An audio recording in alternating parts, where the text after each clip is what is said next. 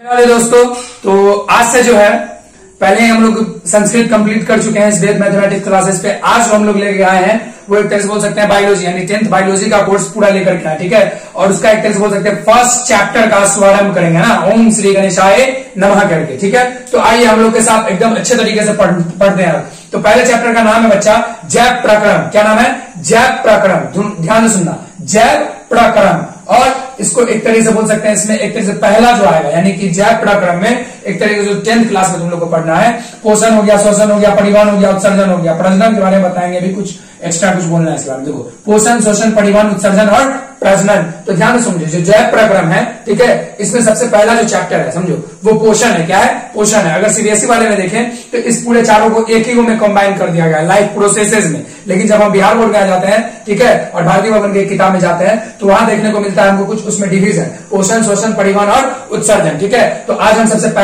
पहला एक तरीके से देखने वाले हैं पोषण को, बहुत ही अच्छे तरीके से देखने वाले हैं। तो मेरे साथ बने रहिए, ठीक है। और चलिए ध्यान से समझिएगा। देखिए यहाँ पे जैव प्रक्रम लिखा हुआ है, लाइफ प्रोसेसेस, है ना। तो सबसे पहले हम लोग बच्चे लोग समझेंगे कि लाइफ जो जीवन है, जीवन है ना, जिसको जीवन बोलते हैं ना, तो वो जीवन है क्या, उसको अच्छे से समझेंगे तभी तो जीवन में जो प्रोसेस होता है उसको अच्छे से समझ पाएंगे। पता ही नहीं रहेगा जीवन क्या है, जीवन की मतलब किसको बोलते हैं, किस चिड़िया का नाम है जीवन, तो कहां से पढ़ोगे कि उस जीवन में पोषण कैसे होता है, श्वसन कैसे होता है, परिवहन कैसे होता है, उत्सर्जन कैसे होता है, प्रजनन कैसे होता है। तो इसके लिए बच्चे लोग सबसे पहले जीवन को आज देखते हैं कि जीवन है क्या, है ना। क्या ऐसा एक तरीके से प्रॉपर्टीज है जो एक तरीके से बोल सकते हैं लिविंग थिंग्स में ही है, यानी सजीव वस्तु में ही है। अगर निर्जीव वस्तु में अगर सजीव वस्तु वाला कौन कौन सा गुण आ जाए तो जो निर्जीव वस्तु है वो भी चर में आ जाएगा, है ना। एक होता है अचर, एक होता है चर, यानी कि एक होता है नॉन लिविंग थिंग्स, एक होता है लिविंग थिंग्स, एक होता है सजीव, एक होता है निर्जीव। यानी कि निर्जीव का कौन सा ऐसा गुण निकाल करके सजीव में डाल दें और कौन सा सजीव का ऐसा गुण है जो निर्जीव में डाल दें, तो दोनों एक तरीके से बोल सकते हैं आपस में बैलेंस हो जाएगा, है ना। लेकिन अभी हम सिर्फ और सिर्फ जीवन के बारे में पढ़ेंगे बच्चा। किसके बारे में पढ़ेंगे बच्चा? जीवन के बारे में पढ़ेंगे, और बहुत ही अच्छे तरीके से पढ़ेंगे, बहुत अच्छे तरीके से पढ़ेंगे। देखो, तो जैव प्रक्रम हो गया, जो लाइफ प्रोसेस है वो ऐसा प्रोसेस, सुनो, वैसा प्रोसेस है, यानी कि वैसा क्रियाएं या वैसा प्रक्रम या वैसा एक तरीके से साइकिल जो हमारे जीवन को जीवन चक्र को चलाने में मदद करता है, जीवन चक्र को चलाने में मदद करता है। उसको क्या बोल देते हैं बच्चा लोग? Life processes. अब ध्यान से समझना, यहाँ पे लिखा होगा बायोलॉजिकल प्रोसेस। तो बायो मतलब होता है लाइफ, है ना, लॉजिकल मतलब होता है एक तरह से, लॉजी मतलब होता है स्टडी, और प्रोसेस मतलब होता है प्रक्रिया। यानी कि जितने भी जैविक प्रक्रियाएं हैं, जितने भी जैविक प्रक्रियाएं हैं जो एक जीवन को सुचारू रूप से, सुचारू ढंग से उसका निर्वहन करने के लिए मदद करते हैं, तो उन्हीं को क्या बोल देते हैं हम लोग? जैव प्रक्रम, है ना। और ये एक तरीके से बोल सकते हैं यूनिसेलुलर और मल्टीसेलुलर, एक कोष के जीव और बहुकोष के जीव में बहुत सारे अंतर है। एक एक पॉइंट्स को बहुत ही क्लैरिफाइड, बहुत ही डिफाइंड करके, है ना, बहुत ही एक्सप्लेनेशन फॉर्म में, एक्सप्लेन वे में हम अभी पढ़ाने वाले हैं, ठीक है। तो मेरे साथ बने रहो, ठीक है। ध्यान दो, लिविंग सजीव गुण, यानी ध्यान समझो, जो लिविंग है सजीव है बच्चा, जो लिविंग है सजीव है, उसके गुण क्या क्या होंगे, गुण क्या क्या होंगे। तो देखो, अगर सही तरीके से देखें तो सबसे बड़ा गुण होता है मूवमेंट। क्या होता है बच्चा? मूवमेंट। जैसे तुम लोग देखते होगे, अच्छे से समझना, जैसे कि मान लो ठंडी के दिनों में देखते होगे, तुम लोग अचंभित होते होगे, झूठ मत बोलना, सच बोलना। देखो, जैसे कोई सो रहा है, ठीक है, और अगर सो रहा है अंदर में और मुंह का एक तरह से बोलता है तोपे हुआ है, ठीक है, और देखोगे कि उसमें कोई मूवमेंट नहीं हो रहा है। क्या हो रहा है बच्चा? उसमें कोई मूवमेंट नहीं हो रहा है, तो तुमको डर होगा, अरे बाप रे बाप, मर उड़ता ना गिलो। इसका मतलब ये हुआ कि जब तुम सोते भी रहते हो तो तुम्हारे शरीर में कुछ ना कुछ एक तरह से बोल सकते हैं गति चलता रहता है ना। वो दोनों गति हो सकता है, वो दिखाई भी दे सकता है और जो नहीं भी दिखाई दे सकता है। या बोल सकते हैं मॉलिक्यूलर लेवल पे भी होगा, या बोल सकते हैं कोशिका स्तर पे भी होगा, सेल्यूलर लेवल पे भी होगा, यानी कोशिकीय स्तर पर भी मूवमेंट होगा। और बोल सकते हैं तुम्हारे बॉडी, यानी तुम्हारा बॉडी किसी से मिलकर के बना है, कोशिका से। तो भैया जब एक तरीके से मूवमेंट हो रहा है तो किसका मूवमेंट हो रहा है? एक एक कोशिका का मूवमेंट हो रहा है। उसी के फलस्वरूप में एक तरह से बोल सकते हैं मेरा हाथ ऐसे ऐसे हो रहा है, ऐसे ऐसे हो रहा है, जो आईलिड है अपनी ऐसे ऐसे ऐसे हो रहा है। तो कहने का मतलब बच्चा समझो, अच्छे से सुनो। देखो, यहां पर जो लाइफ प्रोसेस है, जैव प्रक्रम है, ठीक है, इसको समझो। यानी कि जितने भी एक तरीके से क्रिया है, प्रक्रिया है या जैविक प्रक्रम है, जो भी कुछ बोलो, ठीक है, जो तुम्हारी जिंदगी के एक तरीके से निर्वहन में मदद करते हैं, उसी को क्या बोल देते हैं? जैव प्रक्रम। कोई दिक्कत नहीं। लिविंग का सजीव गुण देख लिए कि उसमें हम सबसे पहला क्या बोलते थे, गति। और गति के बाद गति नहीं होगा, ध्यान से सुनो अच्छे से, अभी तो हम आगे पढ़ाने वाले, बहुत कुछ पढ़ने वाले हम लोग। देखो पोषण, श्वसन, परिवहन, उत्सर्जन, प्रजनन पढ़ा दिए, लेकिन इसमें क्या है बच्चा कि गति इन द सेंस मूवमेंट, हम अभी बता दिए मूवमेंट। अगर कोई आदमी ऐसे चल रहा है, अगर कोई पेड़ पौधा इतना से इतना बड़ा बन रहा है, तभी तो हम उसको बोल सकते हैं एक तरीके से कि उसमें गति हो रहा है, ग्रोथ हो रहा है, मूवमेंट हो रहा है ना बच्चा, बोल सकते हैं। तभी इन द सेंस बोल सकते हैं सजीव मानेंगे, तो उसको क्या मानेंगे बच्चा, सजीव मानेंगे, है ना, सजीव वाला गुण होगा, है ना। जैसे देखो जो चर है अचर है, दोनों में वृद्धि होता है, ठीक है, दोनों में एक तरीके से बोल सकते हैं ग्रोथ होता है। लेकिन एक तरीके से जो अचर है उसमें तुमको एक तरीके से सभी सजीव वाले गुण नहीं दिखाई देंगे, है वो भी सजीव। अगर शास्त्र के अनुसार देखे, भगवत गीता या बहुत सारे पुराण महापुराण के अनुसार देखे, तो जो चर है अचर है वो सब कुछ सजीव है ना। लेकिन भैया हम अभी बायोलॉजी पढ़ा रहे हैं, 10th क्लास को पढ़ा रहे हैं, तो उस लेवल में पढ़ाने के लिए हमको भी सजीव को लेकर के ही चलना होगा, ठीक है बच्चा। तो देखो जो सजीव है, यानी कि जो सजीव के गुण है वो इतना देख लिए। उसका जो नॉन लिविंग थिंग्स है, जो नॉन लिविंग थिंग्स है, उसमें तुमको पोषण देखने को नहीं मिलेगा, श्वसन देखने को मिलेगा नहीं, परिवहन देखने को नहीं मिलेगा, उत्सर्जन देखने को नहीं मिलेगा, प्रजनन देखने को नहीं मिलेगा। लेकिन जब जैसे जो 11th के लिविंग वर्ल्ड में जाओगे, जो हम पिछले एक डिस्क्रिप्शन बॉक्स में मिल जाएगा, हर एक का लिंक मिल जाएगा तुम लोग को, तो उसमें हम पढ़ा चुके हैं बच्चा लोग 11th में कि भैया जो एक तरह से नॉन लिविंग थिंग्स होता है ना, उसमें भी ग्रोथ होता है, यानी कि उसमें भी एक्यूमुलेशन होता है, एक्यूमुलेशन ऑफ सेम मटेरियल होता है, ठीक है। जैसे कि मान लो कि पहाड़, जैसे उसमें एग्जांपल दिया गया कि पहाड़ में वृद्धि होता है, बिल्कुल होता है, बहुत अच्छी बात है, वृद्धि होता है, क्यों होता है समझ में आ रहा है। इन द सेंस उसमें एक्यूमुलेशन ऑफ मटेरियल होता है ना बच्चा, तो उसमें वो वाला वृद्धि नहीं हुआ। यानी अपने लोग वाला में क्या ऐसा होता है, एक तरीके से जैविक क्रिया, यानी कि जीवन है, हम लोग में जीवन है, ठीक है। और उसमें जीवन नहीं है, उसमें क्या हुआ, एक तरीके से बोल सकते हैं अचर मटेरियल का, अचर पदार्थ का एक्यूमुलेशन हुआ, यानी कि सेम मटेरियल का। जैसे मान लो मिट्टी का पहाड़ है, तो वहां पर जाकर के कौन ढेर लगाएगा, मिट्टी ना ढेर लगाएगा। पहाड़ का पहाड़ है तो कौन बड़ा एक तरीके से एटम को अपने अंदर खींचेगा, जो पहाड़ से रिलेटेड होगा। कहने का मतलब एक्यूमुलेशन ऑफ मटेरियल होगा जरूर, लेकिन उसमें तुम ऐसा नहीं बोल सकते हो कि सजीव बन करके एक्यूमुलेशन हुआ ना, क्या बन करके, निर्जीव वाला, ठीक है। तो सजीव और निर्जीव में अंतर समझ गए, ठीक है बच्चा। अब देखो बायोलॉजिकल प्रोसेस है, यानी कि जितने भी जैविक प्रक्रिया है, ध्यान से सुनो अच्छे से। यहाँ पे जैव प्रक्रम था, यानी कि एक तरीके से लाइफ प्रोसेस था, वैसा प्रक्रम जो आदमी को जिंदा रखने के लिए मदद कर सके, है ना। और ये प्रक्रिया है, क्या बच्चा, देखो क्रिया और प्रक्रिया में अंतर समझो। देखो क्रिया जो होगा बच्चा, जो भी कुछ कर रहे हैं, ठीक है, जो भी कुछ हो रहा है। प्रक्रिया मतलब हुआ कि भैया एक तरीके से बोल सकते हैं उसका कुछ एक तरह से दोनों चीज होगा, एक तरह से बोल सकते हैं उसमें उपचयन भी होगा, अपचयन भी होगा, यानी कि कुछ विखंडन होता हुआ भी नजर आएगा और कुछ संश्लेषण होता हुआ नजर आएगा, कुछ एक तरह से सिंथेसाइज होता हुआ नजर आएगा और कुछ डिग्रेडेशन भी नजर आएगा, है ना बच्चा।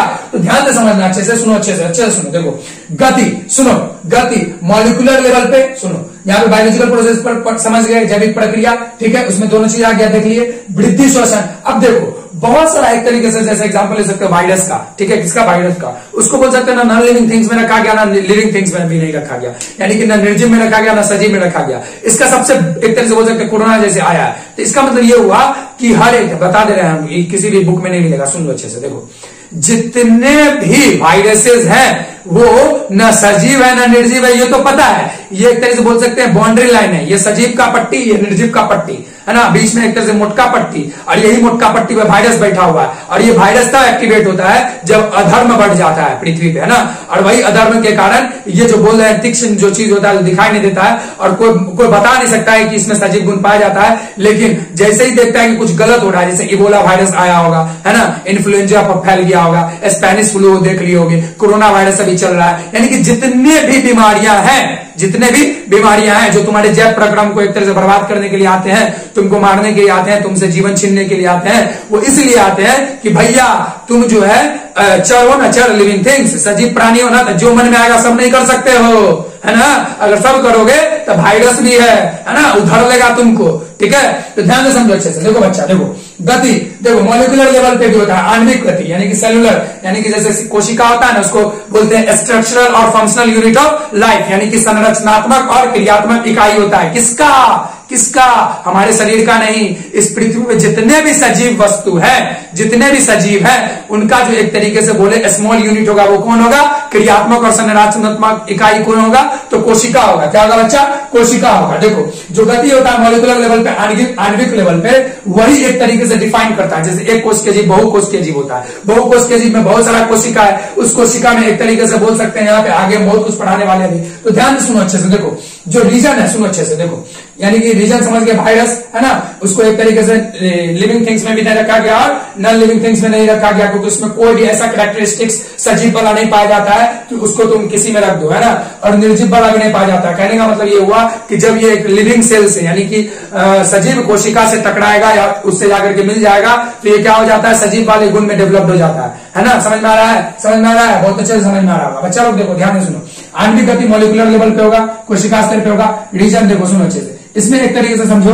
कि ध्यान से सुनो, अच्छे से सुनो, देखो इसमें एक वायरस ही ऐसा है, एक वायरस ही ऐसा है जो सजीव वाले कोशिका से टकराने के बावजूद उसमें तुम क्या चीज नहीं देखते हो, ध्यान से समझो, मॉलिक्यूलर आणविक गति नहीं देखते हो, उसमें मॉलिक्यूल लेवल पे कोई मूवमेंट होता ही नहीं है, ठीक है। इसलिए बहुत ज्यादा परेशानी हो जाता है, ये कौन वायरस हो, पता कर रहे कौन वायरस हो, कौन वायरस हो, तब जाके बहुत दिन के बाद पता चलता है, ओ इसका नाम कोविड-19 है, ओ इसका नाम इबोला है, ओ इसका नाम स्पेनिश फ्लू है ना बच्चा। तो देखो समझो, इसमें कौन सी शो नहीं होता है, मॉलिक्यूलर मूवमेंट होता है। और ये ग्रेजुएशन लेवल का नहीं पढ़ा रहे हैं, समझ लो अच्छे से, 10th लेवल का ये, ठीक है, 10th लेवल के उस पैराग्राफ का है जिस पैराग्राफ को कोई टीचर टच नहीं करता है, ठीक है, उस पैराग्राफ से हम इतना नॉलेज उठाए। देखो ध्यान दो, अच्छे से ध्यान दो, रीजन है यही वायरस का, ठीक है। ये तरीके से बोल सकते हैं डिडंट शो ऑफ, यानी कि क्या चीज शो ऑफ नहीं करता है, क्या चीज दिखावा नहीं करता है, मॉलिक्यूलर आणविक गति। कौन गति बच्चा, आणविक गति, मॉलिक्यूलर मूवमेंट शो नहीं करता, ठीक है बच्चा। उसके बाद देखो ध्यान से समझो अच्छे से, यहाँ पे एक तरीके से हम सीरीज बनाए, अच्छे से सुनोगे, अच्छे से देखोगे और हम हट जाते हैं, ठीक है। इसका स्क्रीनशॉट ले लो, ठीक है, ये तुम्हारा पीडीएफ से भी बड़ा पीडीएफ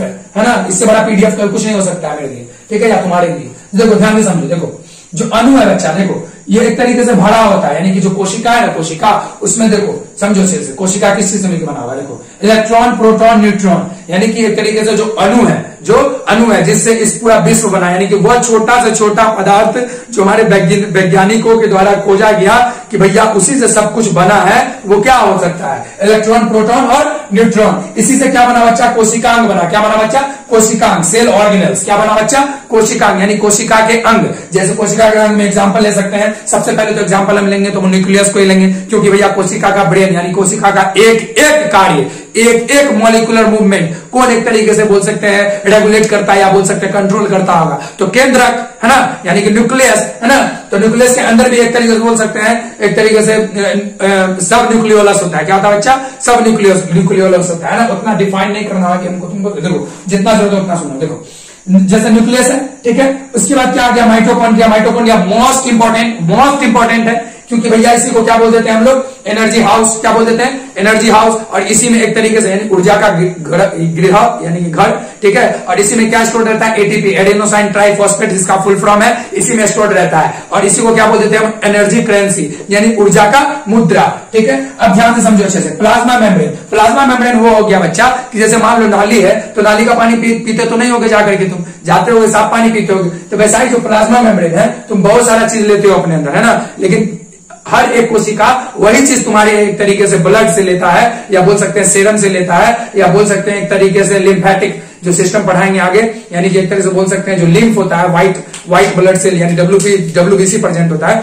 यानी कि उस समय जितना ये फ्लूइड मैट्रिक्स है, क्या बच्चा, फ्लूइड मैट्रिक्स है, उसमें से जो पोषक तत्व है या बोल सकते हैं जो इंपॉर्टेंट चीज है, वही तुम्हारा कोशिका खींचता है, आलतू फालतू चीज नहीं खींचेगा। तो इसके लिए कुछ तो ऐसा झिल्ली होना चाहिए ना, कुछ तो ऐसा सेमी पेरियम्बल मेम्ब्रेन होना चाहिए ना, कुछ तो ऐसा एक तरीके से अर्ध परागम में झिल्ली होना चाहिए ना, जो इससे छन करके इंपॉर्टेंट चीजें अंदर आए, और जो कोशिका में इंपॉर्टेंट चीज है वो मतलब कि बिना बेकहल के जैसे बाहर नहीं चल जाए, है ना। इसके लिए कुछ तो रेगुलेट करने वाला चाहिए। तो न्यूक्लियस रेगुलेट करता है किसको, हर एक सेल ऑर्गेनल को, ठीक है। तो न्यूक्लियस पप्पा हुआ, और इसका जो बहुत सारा बच्चा है, इसमें से इंपॉर्टेंट हम लिखा दिए हैं, मात्र हम तुम लोग को लिखा है 2 यानी कि माइटोकॉन्ड्रिया और प्लाज्मा मेम्ब्रेन, ठीक है। आगे बहुत कुछ पढ़ने वाले, परेशान मत होना। देखो अब ध्यान से समझो, जो लिविंग थिंग्स है वो लिविंग थिंग्स क्यों है, यानी कि जो सजीव है सजीव क्यों है, ध्यान से सुनो। देखो सजीव इसलिए बच्चा कि उसमें अपने लोग में देखते होंगे कि हर एक कोशिका, देखो सुनो, इलेक्ट्रॉन, प्रोटॉन, न्यूट्रॉन से क्या बना, कोशिकांग बना। कोशिकांग से क्या बनता है, उत्तक बनता है। उत्तक से क्या बनता है, अंग बनता है। अंग से क्या बनता है, अंगतंत्र बनता है। अंगतंत्र से क्या बनता है, कोई भी एक तरीके से सजीव बनता है। तो ध्यान से सुनो, अच्छे से सुनो, देखो सुनो, जैसे हमारा एक तरह से बोले कि भैया जो सजीवों के सारे गुण हैं वो कहां पाए जाएंगे, ध्यान से सुनो, तो हम क्या बोल देंगे, जीव द्रव्य में। अब जीव द्रव्य और कोशिका द्रव्य सुनना, अच्छे से सुनना। जैसे मान लो ये सेल है, कोशिका है, इसका केंद्रक है, और मान लो ये नदी है, क्या ये नदी है, और ये अर्ध परागम्य झिल्ली है, जिसी को क्या बोल देते हैं हम लोग, प्लाज्मा मेम्ब्रेन है, क्या बोल देते हैं, प्लाज्मा मेम्ब्रेन बच्चा, ठीक है। अब ध्यान से समझना, अच्छे से सुनना, एकदम ध्यान से कॉन्शियसली रूप से चेतना को जगा के सुनना। ये जब एक तरह से प्लाज्मा मेम्ब्रेन है, तो इधर मान लो हमारा एक तरीके से कोशिका के बगल में बहुत सारा चीज तैर रहा है ना, तो वही चीज कोशिका अपने अंदर लेगा जो इंपॉर्टेंट है, और वही चीज बाहर फेंकेगा जो इसके लिए इंपॉर्टेंट नहीं है, समझ में आ रहा है। इसलिए ये अर्धपरागम्य झिल्ली का जरूरत पड़ता है। अब ध्यान से समझो, इसमें जो केंद्रक है वही सब कुछ रेगुलेट करता है, या बोल सकते हैं कंट्रोल करता है। तो ये जो देख रहे हैं साइटोप्लाज्म, इसी में बोलते हैं कोशिका द्रव्य, क्या बोलते हैं, कोशिका द्रव्य। इसी में कोशिकांग सब तैरता रहता है। जैसे मान लो इसको माइटोकॉन्ड्रिया, जैसे मान लो इसको राइबोसोम, इसको मान लो गोल्गी बॉडीज, इसको मान लो रफ एंडोप्लाज्मिक रेटिकुलम, इसको मान लो स्मूथ एंडोप्लाज्मिक रेटिकुलम, है ना। यानी कि बहुत सारा कोशिकांग है, अभी नहीं बोल रहे इसलिए क्योंकि इसमें जितना जरूरत उतना ही पढ़ाएंगे तुम लोग को, तो समझने के लिए बोलना जरूरी है, ठीक है। हम कभी भी लिमिटेड नहीं पढ़ाते हैं। देखो तो समझो अच्छे से, जो केंद्रक होगा वही सबको रेगुलेट करता रहता है, वही सबको रेगुलेट करता रहता है केंद्र। तो केंद्रक को क्या बोल दिया हम लोग, पप्पा बोल दिए। अब ध्यान से समझो कि जब हम इसमें न्यूक्लियस को लेंगे, किसको ले लेंगे, न्यूक्लियस को ले लेंगे, है ना बच्चा, तो उसको किसमें रखेंगे, जीव द्रव्य में। किसमें रखेंगे, जीव द्रव्य। देखो नाम से ही लगता होगा, जीव द्रव्य यानी वैसा द्रव्य, यानी कि सबसे पहला जब जीवन अपघटित हुआ होगा या जीवन उत्पन्न हुआ होगा इस पृथ्वी पे, तो वैसा द्रव्य, वैसा लिक्विड जो एक तरीके से मिसिसिपी सी में सबसे पहले साइंटिस्ट लोग के अनुसार, ऐसे में तो शास्त्र के हिसाब से पढ़ाएंगे तो बहुत लंबा खिंचा जाएगा, लेकिन सुन लो सिर्फ कि साइंटिस्ट लोग सोचा कि मिसिसिपी सी में जो है कुछ ऑर्गेनिक कंपाउंड आपस में कंपाउंड हो करके, या बोल सकते हैं एक तरीके से समावेश करके, या बोल सकते हैं एक तरह से संश्लेषित होकर के कुछ ऐसा द्रव्य बना लिए होंगे, कुछ ऐसा न्यूक्लियो प्रोटीन तैयार कर लिए होंगे जो एक तरीके से पहला कारण रहा होगा इस जीव द्रव्य का बनने का, है ना बच्चा। तो देखो समझो अच्छे से, जीव द्रव्य और जो कोशिका द्रव्य है उसमें अंतर समझो। ये कोशिकांग जिसमें तैरेगा उसको कोशिका द्रव्य, और जब हम न्यूक्लियस को ऐड कर लेंगे, न्यूक्लियस को ऐड कर लेंगे तो उसको क्या बोल देते हैं हम लोग, जीव द्रव्य बोल देते हैं। और जीव द्रव्य में ही, सुनो अच्छे से, जीव द्रव्य में ही हर एक मानव का जितना इंफॉर्मेशन है तुमको उसमें मिल जाएगा। कोई परेशानी नहीं, किस लिए मिल जाएगा, क्योंकि उसमें न्यूक्लियो प्रोटीन है, और तुमको पता है न्यूक्लियस में डीएनए होता है, ठीक है, आरएनए होता है। जो डीएनए होता है वो हिस्टोन प्रोटीन पे एक तरीके से लपटा रहता है, जैसे धागा का डिब्बा देखते होगे पहले जमाना का, आप तो पता नहीं रहा या नहीं रहा वो सब चीज, ऐसे देखते होगे ना, और इसमें ऐसे उगा हुआ देखते होगे। तो समझ लो कि जो डीएनए है जो एक तरह से बैठता है तो कुछ इसी टाइप के प्रोटीन पे, हिस्टोन प्रोटीन पे एक तरीके से धागा के रूप में ऐसे घुमा हुआ रहता है ना। तो कहने का मतलब ये हुआ कि जितना भी तुम्हारा एक तरीके से सजीव का गुण है, या बोल सकते हैं सजीव के लक्षण है, तुमको कहां मिल जाएंगे बच्चे लोग देखने को, जीव द्रव्य। यानी प्रॉब्लम, कोई प्रॉब्लम नहीं, ये 10th लेवल का ही है, ठीक है, और 10th में ही ये सारे नॉलेज छिपे हुए हैं। देखो अब ध्यान दो अच्छा लोग, देखो ध्यान से सुनना अच्छे से। देखो इन स्लीपिंग स्टेट दो क्रिया होता है, ध्यान से सुनो। जब तुम जगे हुए हो, मच्छर काट रहा है, मेरा पहला एक तरीके से जो क्लास हुआ था फीमेल रिप्रोडक्टिव सिस्टम, ठीक है, उसमें हम बता रहे थे चेतना के बारे में। तो ऐसे मार रहे हैं, मतलब कि मच्छर आया मारे, फिर मच्छर ऐसे पीटे, फिर ऐसा आया पीटे, उसको मारे, वो मरे या ना मरे उसका अलग मैटर है, ठीक है, लेकिन पीटे, उसमें को क्या किया, पीटे कि भैया तू काट ले के लामड़ा, ठीक है।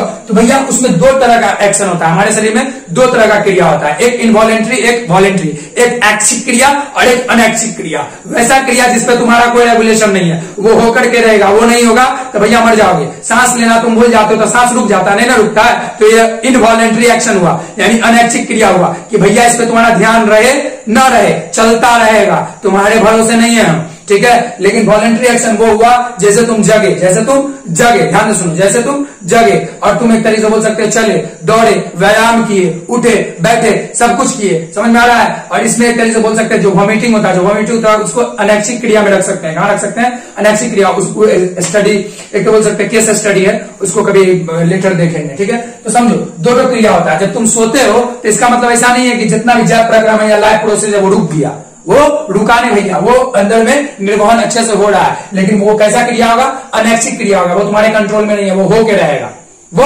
होके रहेगा, ठीक है, वो होके रहेगा, ठीक है, समझ गए होगे मेरे हिसाब से। देखो अब जो लिविंग थिंग्स है वो सुव्यवस्थित और संरचनात्मक, ध्यान से सुनो, जितना भी जीव देखते होगे उसका एक तरह से बोल सकते हैं मॉर्फोलॉजिकली और फिजियोलॉजिकली देखते होगे, इन द सेंस उसका बाहरी स्ट्रक्चर देखते होगे सिर्फ तुम, ठीक है। उसके अंदर में कोशिका में अभी क्या हुआ, यानी एटीपी का विखंडन हुआ, एटीपी से क्या क्या निकला, वो सब चीज नहीं देख पाते होगे, नहीं देख पाते, बिल्कुल सही बात है, नहीं देख पाते होगे, क्योंकि भैया वो गति कहां हो रहा है, मॉलिक्यूलर आणविक गति हो रहा है, ठीक है। और तुम क्या देख रहे हो, किसी सजीव का बाहरी पोर्शन, है ना। और एक कोशिकीय जीव में तुम देख सकते हो, तुम लोग क्वेश्चन कर दियोगे कि बहुकोशिकीय जीव है तुम नहीं देख पाते, कोशिका स्तर पे जो होता है एक कोस की जीभ में तो देख सकते हैं, बिल्कुल देख सकते हो बच्चे, लेकिन तुम्हारे नेक डाई से, नंगी आंखों से वो चीज नहीं दिखेगा। उसके लिए तुमको इलेक्ट्रॉन माइक्रोस्कोप या लाइट माइक्रोस्कोप की जरूरत पड़ेगी, या बोल सकते हैं सिंपल माइक्रोस्कोप की जरूरत पड़ेगी। ठीक है, अब ध्यान दो बच्चा, देखो ध्यान दो अच्छे से, देखो सुव्यवस्थित मतलब क्या होता है, सुव्यवस्थित मतलब क्या होता है। ठीक है, सुव्यवस्थित मतलब ये हुआ कि अच्छे तरीके से व्यवस्थित, अरेंज फॉर्म में। जैसे मान लो एग्जांपल, ध्यान से समझो,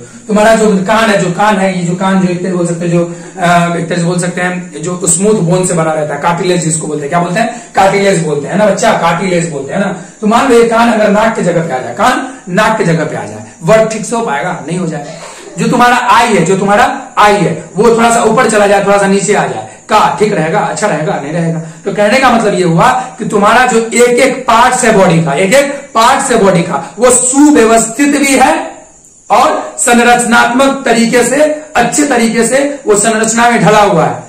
क्यों? क्योंकि जो तुम्हारा बाहरी वातावरण है, या जो तुमको एक तरीके से बोल सकते हैं जो ब्रह्म है, जो वैसे जो इस पृथ्वी पर लाया है, वो एक तरीके से इसलिए लाया है, और वो तुमको इस वातावरण में इसलिए ऐसा बनाया है, जो भी जीव जैसा है। ठीक है, वो अपने मोर्फोलॉजी यानी स्ट्रक्चर, यानी कि बोल सकते हैं संरचनात्मक से और क्रियात्मक से, या बोल सकते हैं एक तरीके से उसमें दो गुण। कहा गया, देखो समझो अच्छे से, जो सजीव में एक तरीके से देखते हैं। ठीक है बच्चा, तो कहने का मतलब जो सुव्यवस्थित और संरचनात्मक है। ठीक है, तो इस चीज को अच्छे से समझ गए होगे तुम लोग। ठीक है, अब देखो जो स्ट्रक्चरल या फंक्शनल, यानी कि जो क्रियात्मक और जो एक तरीके से बोल सकते हैं क्या बोल सकते हैं इसको, स्ट्रक्चर को संरचनात्मक बोल दिए, और फंक्शनल को क्या बोल सकते हैं, क्रियात्मक। तो जो इकाई है उसको क्या बोल देते हैं हम लोग, सेल, कोशिका, खत्म। इसी को यूनिट बोलते हैं। जैसे तुम लोग घर बनाते होगे, तो घर का यूनिट क्या हो सकता है, ब्रिक्स है ना, या बोल सकते हैं ईंट, या बोल सकते हैं ईटा, है ना, समझ में आ रहा है, वही ब्रिक्स बोल सकते हैं, उसी को ईंट मतलब उसी को यूनिट बोलेंगे, इकाई बोलेंगे, है ना बच्चा। अब ध्यान दो यहाँ इस वाले पोर्शन पे ध्यान देना अच्छे से, देखो मेंटेनेंस, देखो अब समझना अच्छे से, जो जैव प्रक्रम है ना बच्चा, अब आते हैं मुद्दे की बात पे। समझ गए कि भैया जीव पहले क्या होता है, जीव पहले समझेंगे तभी ना जैव प्रक्रम समझेंगे, और जैव प्रक्रम में पोषण कब समझेंगे, जब जैव प्रक्रम समझेंगे। तो जीव समझ गया, जीवन समझ गए, जैव प्रक्रम समझ गए। अब चलो जैव प्रक्रम का पहला चीज देखते हैं, पोषण, और जैव प्रक्रम को भी पहले अच्छे से देखेंगे। देखो जैव प्रक्रम इसलिए जरूरी है बच्चा कि हमारे बॉडी में हमेशा क्या होता रहता है, वृद्धि, यानी कि वृद्धि की जरूरत होती है। वृद्धि दो तरीके से समझना है, यहाँ पे दो तरीके से समझना। देखो एक वृद्धि अगर देखे ग्रोथ, तो वो कैसा देख सकते हैं कि हमारे बॉडी में जैसे हम इतनी को थे, इतना बड़का होंगे, ये ग्रोथ हुआ। और दूसरा ग्रोथ नंबर में ले सकते हैं, समझो अच्छे से। पहला ग्रोथ वॉल्यूम में, वजन में, या बोल सकते हैं एक तरीके से हाइट में, ये वाला ले सकते हो। और दूसरा ग्रोथ किसमें ले सकते हो भैया, नंबर में, यानी कि जो तुम प्रजनन किए। यहाँ पे बोले थे ना कि इसके बारे में कुछ बताना है, आप बता रहे हैं। देखो प्रजनन, देखो हम समझो अच्छे से, इस वाले पॉइंट्स को समझो। देखो इसको तुम एक तरीके से जैव प्रक्रम में नहीं रख सकते हो। देखो ये इसलिए जरूरी है कि तुम्हारा एक तरीके से बोल सकते हैं वंश चलता रहे, है ना। लेकिन अगर देखोगे कि जीवन जीने के लिए प्रजनन जरूरी है, तो ये गड़बड़ हो जाएगा।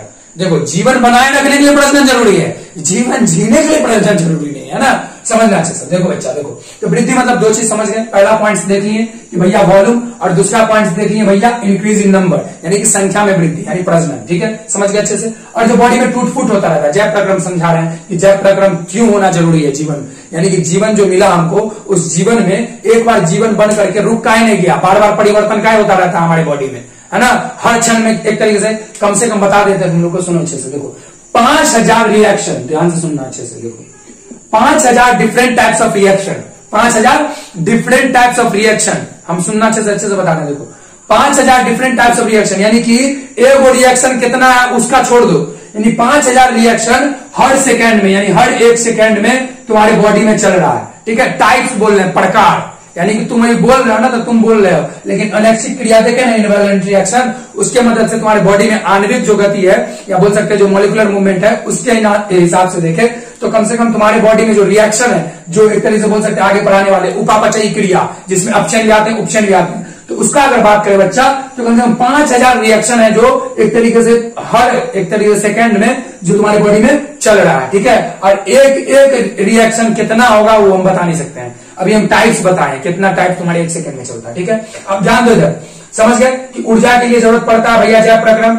ऊर्जा नहीं आएगा तो सिंपल सी बात है भैया, सांस कैसे लेंगे, सांस लेने में भी ऊर्जा लगता है, भोजन पचाने में भी ऊर्जा लगता है। ठीक है, तो देखो तो समझो अच्छे से। आज हम अभी यहाँ पर रखते हैं। ठीक है, अब जो है इसका जो दूसरा पार्ट है, यहाँ से जो स्टार्ट करेंगे वो दूसरे वीडियो में स्टार्ट करेंगे ना। तो इस चैनल को बहुत सारा प्यार दीजिए, लाइक सब्सक्राइब करिए और कमेंट करिए। देखिए कमेंट से क्या होता है, जैसे यहाँ पे ऊर्जा पे स्टॉप किए हैं तो कमेंट से हमको भैया ऊर्जा मिलता है, और हमारा जो एक तरह से जो पीछे वर्क कर रहा है तुम्हारे लिए, एक तरीके से जो मेरे गुरुजी हैं और जो मेरे एक तरह से बहुत सारे एक तरीके से हेल्पर है, असिस्टेंट है, वो जितने भी हेल्प कर रहे हैं ताकि तुम लोग का भविष्य सुधर सके, तो उसके लिए एनर्जी कहां से मिलेगा हम लोग को, तो कमेंट करिए। ठीक है, तो ऊर्जा पे स्टॉप करते हैं, अगले वीडियो में नेक्स्ट पार्ट में दिखाएंगे कि इस सब का मतलब क्या है।